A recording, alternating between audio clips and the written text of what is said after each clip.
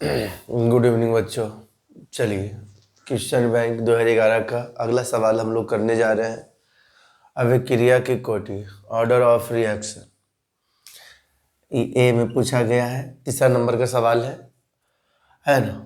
तो किसे कहेंगे?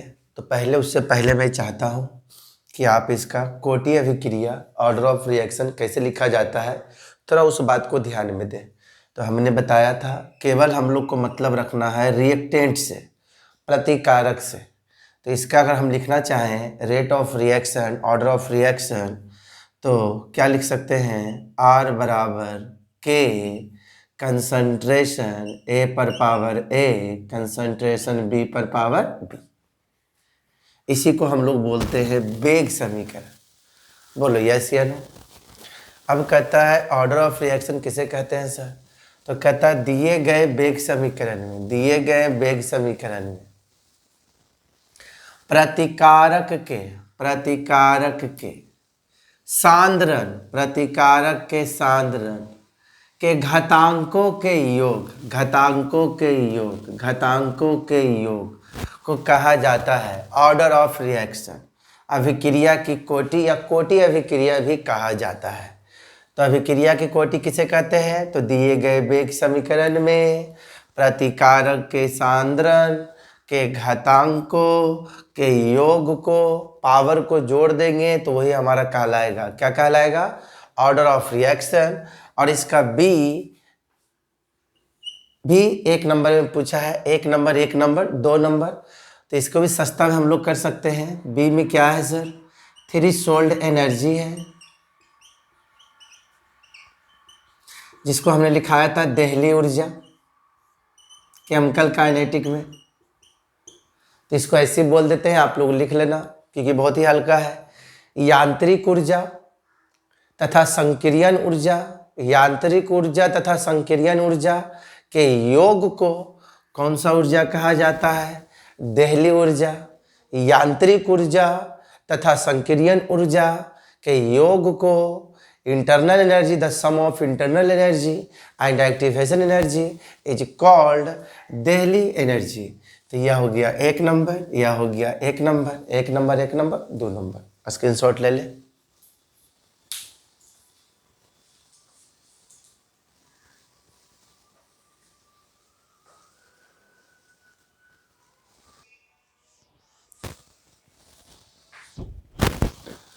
Faraday law, first law, Faraday का प्रथम नियम कहता है वैद्युत अपघटन के दौरान किसी इलेक्ट्रोड पर, मान लेते हैं कि हमने यहाँ पर ले लिया है एक कंटेनर, इसमें हमने ले लिया है NaCl ले लिया है, 2 गो रड है, एक पॉजिटिव और एक निगेटिव, एक एनोड और दूसरा कैथोड मान लेते हैं।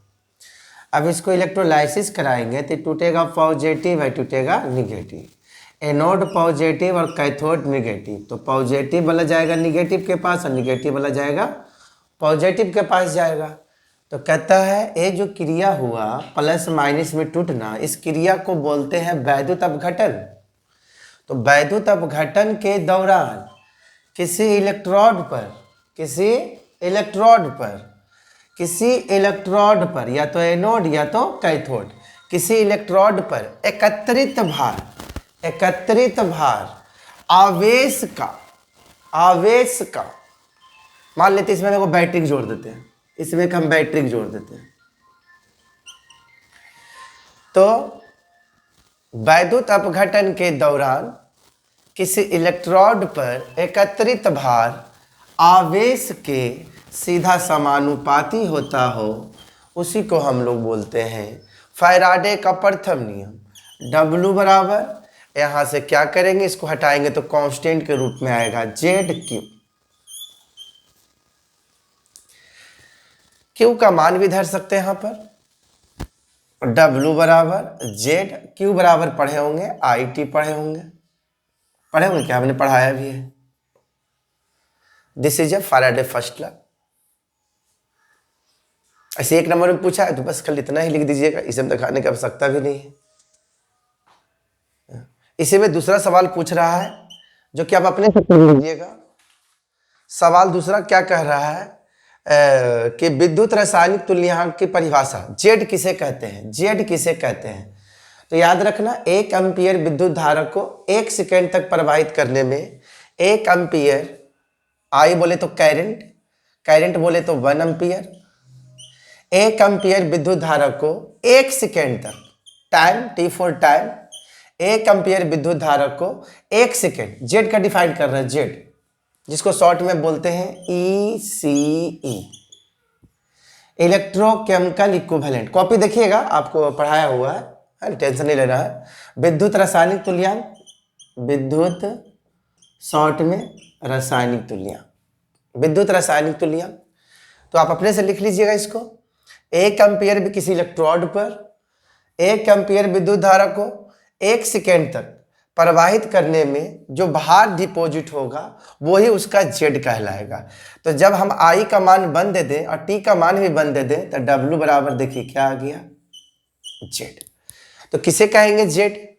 1 एम्पीयर विद्युत धारा को 1 सेकेंड तक प्रवाहित करने पर, किसी इलेक्ट्रोड पर 1 एम्पीयर विद्युत धारा को 1 सेकेंड तक प्रवाहित करने पर जो वेट, जो भार एकत्रित होगा, जमा होगा, वही भार उसके लिए जेड कहलाएगा, वही भार उसके लिए जेड कहलाएगा, वही भार उसके लिए जेड कहलाएगा। स्क्रीनशॉट ले लीजिए।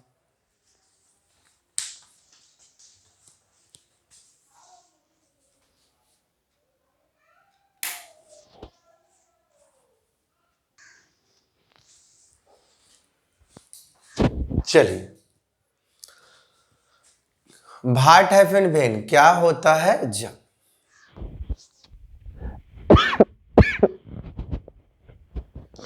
कल क्लास नहीं ली, तबीयत ठीक है नहीं है, ठंडा मारा हुआ है। आज कैसे करके बता रहा है, हिम्मत दवा खा के।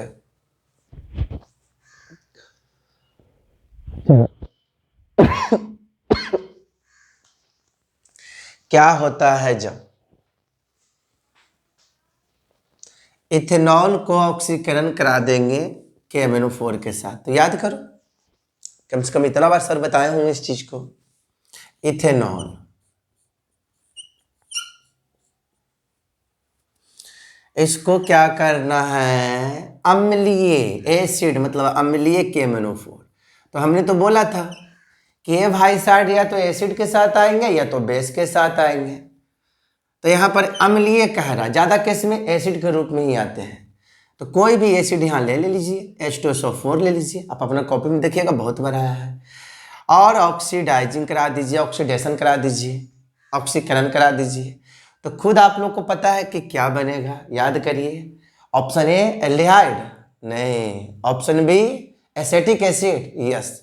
ऑप्शन बी सही, acetic acid, that means CH3COOH, जिसको बोलते हैं एसेटिक एसिड। इथेनॉल को अभिक्रिया PCl5 से कराएंगे तो क्या बनेगा, याद करो, इसको ट्रिक बताए थे।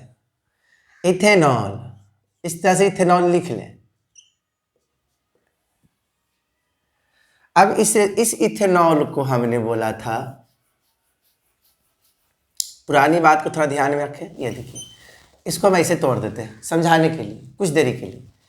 और PCl5 या PCl Cl, कुछ याद करो, कुछ याद करो, सर बताए हैं ऐसा। तब बोलो, इसके जगह पर चला गया R बोले तो R के जगह पर कौन काम कर रहा है, C2H5। ये हो गया O और ये हो गया H। तब बोलो, जब इसको हम प्रतिक्रिया करा देंगे PCl5 के साथ, तो बोलो क्या बनेगा, RCl, R के रूप में क्या काम कर रहा है, C2H5Cl। और क्या बनेगा सर, POCl3। और क्या बनेगा सर, HCl। तो खुद देख लो कि सर इसको कितना बार बताए होंगे। चलिए, उन बच्चों के लिए है जो कि बीच बीच में क्लास ही छोड़ के चले गए थे, मनमौजी क्लास की, तो उनको तो ठीक ठाक चलेगा। लेकिन जो आप लोग पढ़ लिए होंगे कि सर एक चीज़ को बता रहे हैं, तो क्वेश्चन बैंक में है तो हम बता रहे हैं। चलिए स्क्रीनशॉट लीजिए, नाम तो इसका पता हो जाना चाहिए। इथाइल क्लोराइड बनेगा।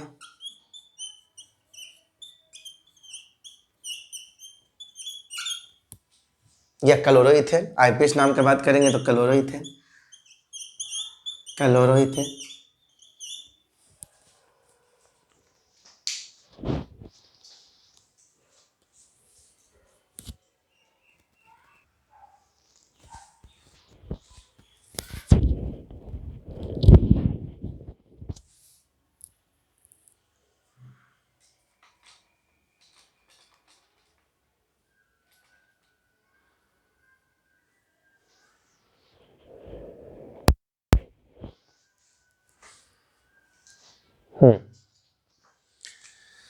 कन्वर्सन, परिवर्तन, एनिलीन,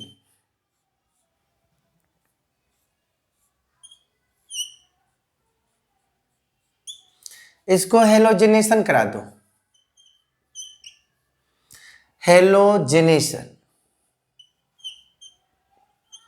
या तो X2 के रूप में, या तो हमने बोला था या तो Cl2 या तो Br2।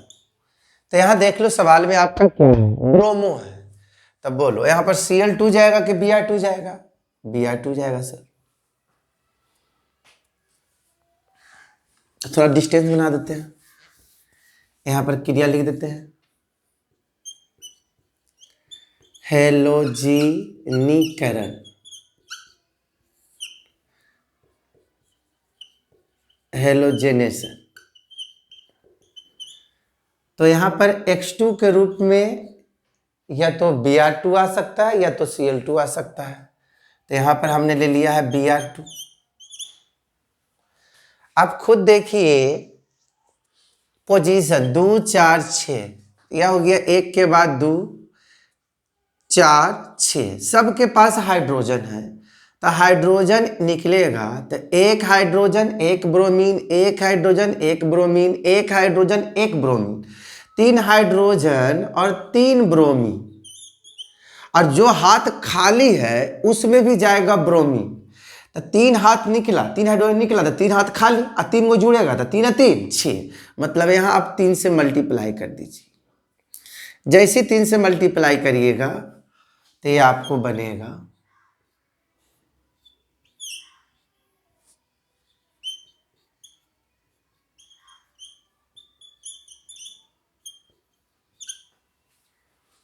246 ट्राइब्रोमो, ट्राइब्रोमोन। और बेंजीन में एमाइन ग्रुप रहता है तो उसको हम लोग एनिलीन बोलते हैं। एसेटामाइड टू इथाइलामीन, इसको एक बार नहीं 2 3 बार आ चुका है ये भी सवाल। एमाइड ग्रुप एसेटामाइड, एसेटामाइड को ध्यान में रखिए, एसेटामाइड CH3CONH2। आपको इच्छा है तो आप ऐसे भी लिख सकते हैं। एमाइड ग्रुप का दूसरा जो कार्बन का बेटा होता है एसेटामाइड, जैसे एसिड का 2 कार्बन एसेटिक एसिड, एल्डिहाइड का एसेटल्डिहाइड, तो उसी तरह से एमाइड का एसेटामाइड होता है। इसको आप क्या करा दीजिए, रिडक्शन करवा दीजिए, रिडक्शन करवा दीजिए। किनके उपस्थिति में? LiAlH4। होगा क्या सर? कुछ नहीं होगा, थोड़ा सा दिमाग लगाने वाली बात है, काम हो जाएगा आपका। इनका काम है हाइड्रोजन को जोड़ना। तो हाइड्रोजन कब जुड़ेगा? जब ये ऑक्सीजन निकलेगा तब, क्योंकि कार्बन के पास 4 हाथ होता है, 4 हाथ तो है ही है। अब इनको आप जोड़िएगा तो जब इनको भगाइएगा तब, तो ये भागेंगे तो अकेले तो नहीं भागेंगे, इनको चाहिए हाइड्रोजन। तो एक ऑक्सीजन के लिए 2 हाइड्रोजन जो जल के रूप में बाहर निकल जाएगा। ऐसे हमको इससे कोई मतलब नहीं है। अब क्या देख रहे हैं सर? तो हम यहां देख रहे हैं सर कि यहां हो गया CH3 सर।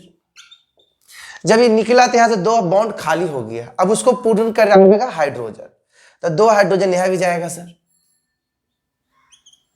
और यह NH2। इसी को बोलते हैं इथाइल एमाइन। शॉर्ट में इसको आप लिख सकते हो C2H5NH2, इथाइल एमाइन। अब यहां पर कोई बताओ कि कितना हाइड्रोजन आपने यूज किया? तो 2 इसको दिए, यहां से निकला तो 2 हाथ यहां खाली हो गया, तो 2 2 4। चलिए उतार लीजिए।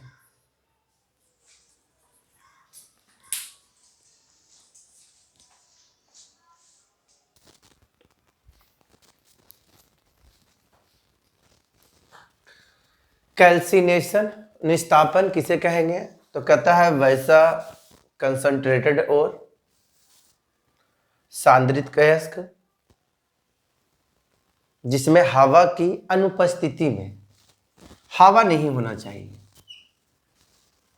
That process in which concentrated और इज हीटेड, कोई कंसंट्रेटेड सांद्रित अयस्क होते हैं उनको गर्म किया जाता है absence of air below it's melting point, उसके गलनांक के नीचे, इज कॉल्ड कहलाता है कैल्सिनेशन। सांद्रित अयस्क को हवा की अनुपस्थिति में उसके गलनांक से नीचे ताप पर, उसके गलनांक के बराबर नहीं, उसके गलनांक के ऊपर नहीं, उसके गलने के समय तो देखो गलने वाला है तो थोड़ा पहले उसको क्या करो, फ्लेम को कम कर दो, टेम्परेचर को कम कर दो, गलने वाले ताप को नीचे बिलो। तो सांद्रित अयस्क को वायु की अनुपस्थिति में हवा नहीं होना चाहिए, उसके गलनांक के नीचे ताप पर गर्म करने की प्रक्रिया को निस्तापन कहा जाता है। इस प्रक्रिया में केवल कार्बोनेट आयन, कार्बोनेट अयस्क को, अयस्क बोले तो और को, केवल कार्बोनेट जिसमें कार्बोनेट हो, कार्बोनेट अयस्क को मेटल ऑक्साइड में बदला जाता है। Metal oxide, magnesium oxide, calcium oxide, zinc oxide, तो ये सारे ऑक्साइड जो होते हैं एक कैल्सिनेशन से क्या होता है, अभिक्रिया करता है। मतलब सांद्रित अयस्क को वायु की अनुपस्थिति में उसके गलनांक से नीचे ताप पर गर्म करने की प्रक्रिया को हम लोग कहेंगे। इसमें केवल उस ओर को लेंगे जिसके पास क्या हो, कार्बोनेट हो, बोलेंगे या जिंक सल्फाइड, ये सल्फाइड ओर है, क्या इसको कैल्सिनेशन करावे सर? बिल्कुल नहीं। कैल्सिनेशन दिमाग में डाल लो, जिसके पास कार्बोनेट हो, जिसके पास कार्बोनेट हो, इस बात को दिमाग में डाल लो। जैसे मैं बोलूं क्या सर इसका कैल्सिनेशन होगा? बिल्कुल नहीं होगा। क्या सर इसका कैल्सिनेशन होगा? बिल्कुल नहीं। कैल्सिनेशन जिसके पास कार्बोनेट हो, कार्बोनेट, हाँ इसके जगह पर डाल देते हैं जिंक कार्बोनेट, तो हो सकता था, याद रखना। दूसरा हम लोग को है रोस्टिंग, अपने से कर लेना, रोस्टिंग अपने से कर लेना, जारन जिसको कहते हैं या वर्जन कहते हैं, रोस्टिंग, जारन या वर्जन, जो बोलना है बोलिए, सब एक ही चीज होता है। कलर कहां गया, स्केच, चलो इसी से कर देते हैं। करना क्या है, नहीं करना क्या है सर, तो that process in which concentrated और हीटेड इन एब्सेंस के जगह present of air below it's melting point is called, इसको काट देना और इसके जगह पर डाल देना रोस्टिंग। सांद्रित अयस्क को वायु की अनुपस्थिति नहीं,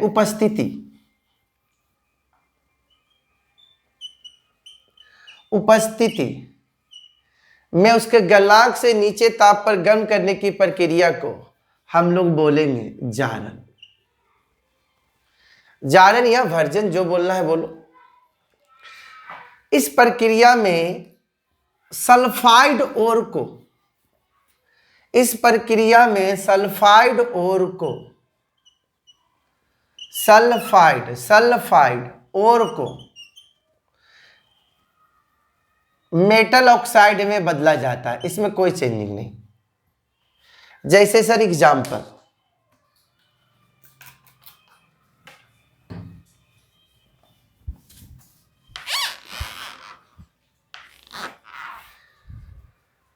हवा के अनुपस्थिति में निस्तापन और हवा की उपस्थिति में जारण, ये ध्यान रखना, ठीक है। जैसे हमने ले लिया जिंक सल्फाइड, हवा की उपस्थिति में करा दी, तो ये क्या बनेगा सर? Zinc oxide. अब देखो SO2 बनेगा सर। थोड़ा बैलेंस कर दो, जल्दी से बताओ बैलेंस, फटाफट तेजी से। फिर इसको भी तुमको बैलेंस करना है, फटाफट मेरे को बताओ जल्दी से बैलेंस करके। ये देखो लेड ऑक्साइड, लेड मेटल हो गया, जिंक मेटल हो गया, मेटल ऑक्साइड। इस प्रक्रिया में सल्फाइड ओर को, देखिए सबके पास सल्फाइड है, उसको क्या किया जाता है, बदला जाता है कौची में भाई? मेटल ऑक्साइड में। तो यहाँ पर देखिए प्रेजेंट ऑफ एयर, हवा की उपस्थिति में हमने गर्म किया है, तो बना दिया हमारा लेड ऑक्साइड और SO2। और इसको बैलेंस करना है आपको, 30 सेकेंड का टाइम है, फटाफट बैलेंस करके हमको बताइए।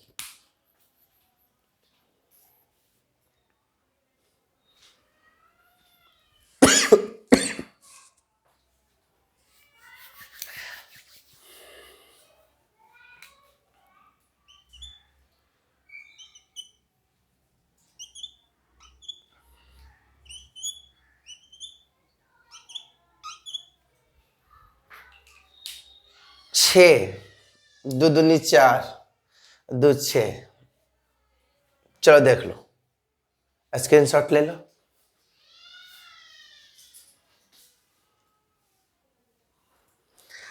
आइए इस कॉम्प्लेक्स कंपाउंड का हम लोग को IPS नाम लिखना है। चलिए अलग अलग लिगेंड है, अल्फाबेट यूज करेंगे। पहले A आएगा तो डाई एमाइन,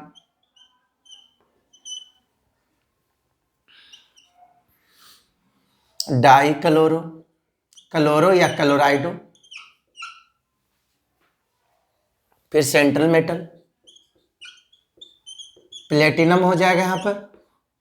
अगर यहाँ पर कोई रहता कटायनिक पार्ट तो प्लेटिनेट हो जाता है, क्योंकि एनायन के रूप में काम करता है। ए न्यूट्रल है, 2 और 2 4।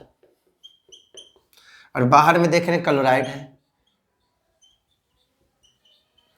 इन्हें कि दूध देखना तो डाई लगा देना, केवल क्लोराइड। आइए tetra amine,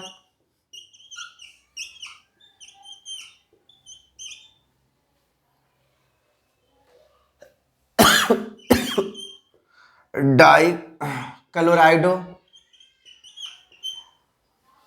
chromium,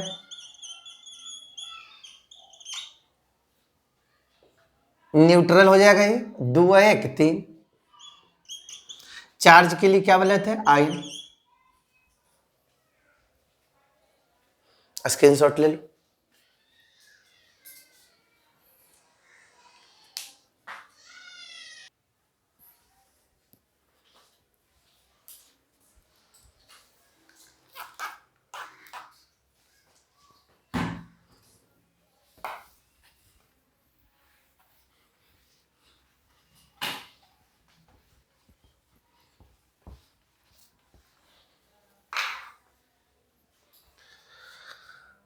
short question में बीच में देखिएगा 7 का A, 7 का B, 8 का A, 8 का B। आपने जो P ब्लॉक का असाइनमेंट लिया था उसमें देखिएगा आपका इसका आंसर लिखा हुआ है, एक एक नंबर शॉर्ट शॉर्ट में लिखा हुआ, कर लीजिएगा। कहता कैडमियम का, कैडमियम आयन का, कैडमियम 2+ का जो होता है, कैडमियम 2 के लवण सफेद क्यों होते हैं? तो सफेद इसलिए होते हैं कि पहले आप इनका इलेक्ट्रॉनिक कॉन्फ़िगरेशन करें तो पता चलेगा। तो कैडमियम का अगर आपसे पूछेंगे तो बताओ कौन सा गैस आएगा, कौन सा नोबेल गैस आएगा? क्रिप्टॉन। उसके बाद आएगा 5s2 और 4d क्या आ जाएगा? 10। 36 38 और 10 48। अब +2 है तो 2 इलेक्ट्रॉन लॉस हो जाएगा। डी का ऑर्बिटल 5 होता है,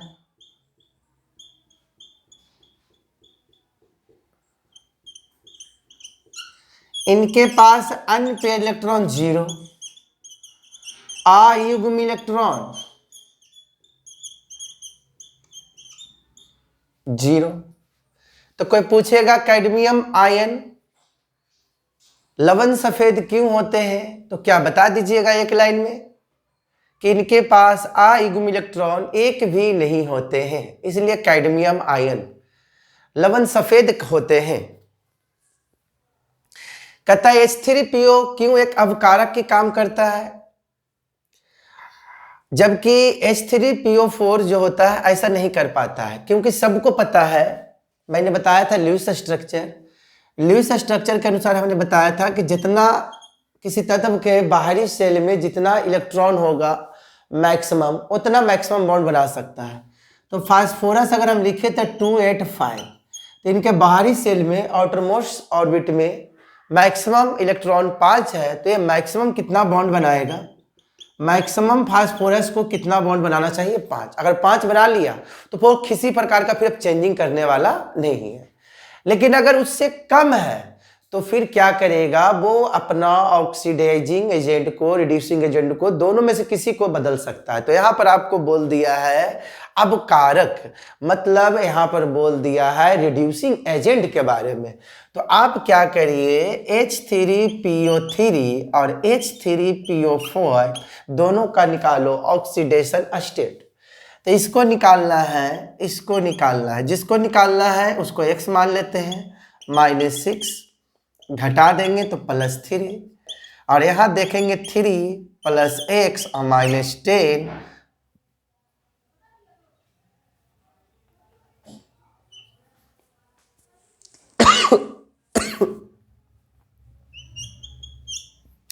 घटा देंगे तो यहाँ आ जाएगा +5। तो बताओ इनका मैक्सिमम ऑक्सीडेशन स्टेट, जो कि मैक्सिमम कोवैलेंसी, मैक्सिमम बॉन्ड बनाने में भाग ले सकता था 5, तो इनके पास 5 के 5 है, ना अब ये बढ़ा सकता है ना ये घटा सकता है, फिक्स हो गया। लेकिन यहाँ पर देखिए तो अभी 3 है, तो ये आगे बढ़ा सकता है, 4 भी कर सकता है और 5 भी कर सकता है। बोलो, तो इसके पास एबिलिटी है ऐसा कि अपना ऑक्सीडेशन 3 के बाद 4, 4 के बाद 5, बट ये मैक्सिमम में चले गए हैं, इसलिए ये कहलाते हैं रिड्यूसिंग एजेंट। तो सवाल H3PO3 क्यों एक अवकारक अभिकर्मक के रूप में काम करते हैं पता चल गया, क्योंकि अपना यह ऑक्सीकरण संख्या, ऑक्सीडेशन स्टेट को बढ़ा सकते हैं 3 से 4, 4 से 5, लिख लेना है, एक नंबर का है।